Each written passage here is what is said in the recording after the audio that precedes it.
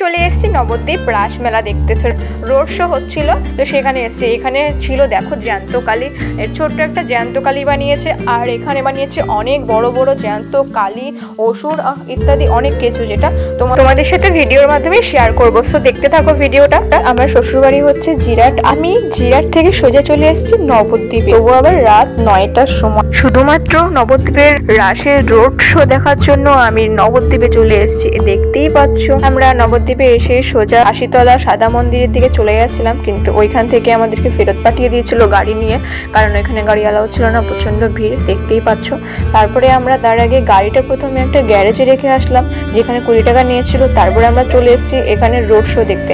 এটা হচ্ছে আমাদের 5 নম্বর রোড শো, মানে আমরা 5টা ঠাকুর দেখেছি, এটা হচ্ছে সবথেকে লাস্টেরটা। তো তোমাদেরকে আমি একটা একটা করে সবগুলো ঠাকুরই দেখাচ্ছি, সো ভিডিওটা স্কিপ না করে দেখতে থাকো। আর এতটা পরিমাণে ভিড় হয়েছে এই থিমটাতে যে তোমাদেরকে হয়তো শেয়ার না করলে তোমরা বুঝতে পারতে না। তো দেখতেই পাচ্ছ খুব তাণ্ডব নাচ হচ্ছে, আর সামনেই চলছিল ডিজে গান, আর দেখো কত পরিমাণে নাচছে এই কালীর চেলাগণ, এইগুলো সবাই।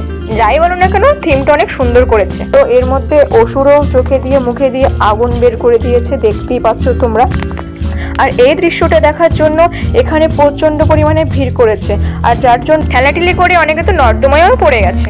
সো এটা হচ্ছে আমাদের 5 নম্বর ঠাকুর, যেটা লাস্টে দেখলাম। সো সেটার থিমই এতক্ষণ তোমাদের সাথে শেয়ার করবো।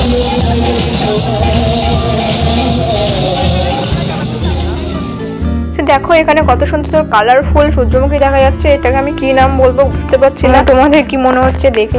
এখানে দেখো গাইস, এখানে হচ্ছে জ্যান্ত কালী, আর এখানে এত পরিমাণে ভিড় হয়েছে, তোমরা জাস্ট নয় যে জায়গাটাতে দাঁড়িয়ে আছি সেটা হচ্ছে নর্দমার সাইডে, আর এত ঠেলাঠেলি হচ্ছে না, সামনে কয়েকজনা পড়েও গেছে নর্দমাতে, আর প্রচন্ড গন্ধ বেরোচ্ছিল। আর কালী ওপরে বসে রয়েছে শাড়ির উপরে, আর এখানে মহাদেব নাচ করছে, যেটা দেখার জন্য প্রচন্ড মানুষ ভিড় করেছে। আর মাঝে মাঝে তো এখানে আগুনও জ্বলছিল, যেটা জাস্ট অ্যামেজিং ছিল। নবদ্বীপ রাসমেলার রোড শোতে অনেক কীর্তনের ব্যবস্থা ছিল, দেখো হরে কৃষ্ণ হরে রামা হচ্ছে।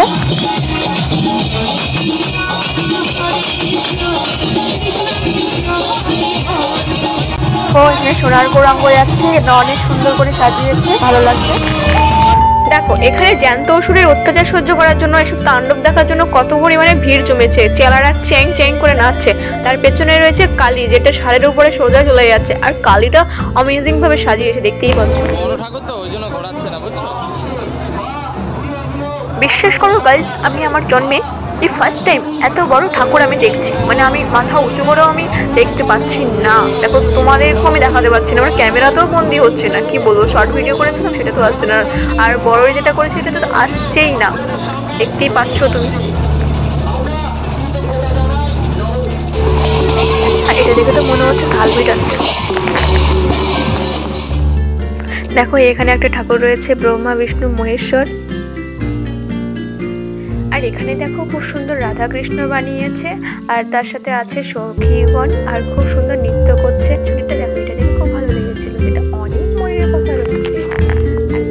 দেখো এখানে গোটা কালীটাকে রাস্তার মধ্যে ঘুরিয়ে ফেলছে, কত সুন্দর লাগছে দেখতে। দেখো এখানে খুব সুন্দর রাধাকৃষ্ণ বানিয়েছে, রাধাকৃষ্ণ নৃত্য করছে, আর এখানে নাচটা খুবই সুন্দর লেগেছে, দেখতেই পাচ্ছ। আর আমার থেকে মনে হচ্ছে এগুলো বৃন্দাবন থেকে আগত, কারণ আমাদের বাড়ির সামনে একটা কীর্তন হয়েছিল, সেখানেও এরকমই একটা থিম এসেছিলো, আর খুব সুন্দর প্রোগ্রাম করেছিল। দেখতেই পাচ্ছ এখানে কত সুন্দর ডান্স হচ্ছে, আর যেটা দেখে আমার খুবই ভালো লেগেছে। তারপর দেখো এটা কি বানিয়েছে আমি বুঝতে পারলাম না, আমার থেকে মনে হচ্ছে যেন ময়ূর বানিয়েছে, সেরকম একটা থিম এটা। তো আমার থেকে তো দেখতে ভালোই লাগছে, তোমাদের কেমন লাগলো কমেন্ট করে জানাও। তারপরে এখানে দেখো কত বড় বড় ডিজে লাগিয়েছে, বক্স লাগিয়েছে, আর পেছনে আসছে মা অনেক বড়, আর আমরা তার নিচে দিয়ে করে যাচ্ছিলাম, যার জন্য আমরা ঠাকুরের চরণ ধরেও নমস্কার করতে পারছি। এটা 13 নম্বর ঠাকুর দিন, আর এখানে না 35টা ঠাকুর এভাবেই যাবে, 35টা, বুঝতে পারছো, সারা রাত এভাবে আরোহণ হবে। আর আমরা তো এত রাত পর্যন্ত থাকতে পারবো না, তাই আমরা 5 থেকে 6টা দিকে চলে এসেছি, কারণ 5 থেকে 6টা ঠাকুর দেখতে আমাদের 2.5 থেকে 3 ঘন্টা শেষ হয়ে গেছে। আর যদি আমরা 35টা ঠাকুর দেখার জন্য ওয়েট করে থাকি তাহলে আমাদের সকাল হয়ে যাবে, তাই আমরা বেশি আর ওয়েট না করে তারপরে আমরা 10:30 11টার মধ্যে বেরিয়ে এসেছি। তো আমি তেমন একটা ভিডিও করতে পারি না, জাস্ট মানে ট্রাই করলাম। তো কেমন হচ্ছে ভিডিওগুলো কমেন্ট করে জানিও, আর ভালো লাগলে লাইক কমেন্ট শেয়ার করে দিতে ভুলো না। সামনে বাড়ি চলে যাব এখন, তাই ভিডিওটা বেশি বড় করছি না। ভিডিওটা কিরকম লাগছে তোমাদের থেকে কমেন্ট করে জানিও। তুমি যদি আমার চ্যানেলে নতুন হয়ে থাকো তাহলে অবশ্যই সাবস্ক্রাইব করে পাশে থাকা বেল আইকনটি প্রেস করে দিও।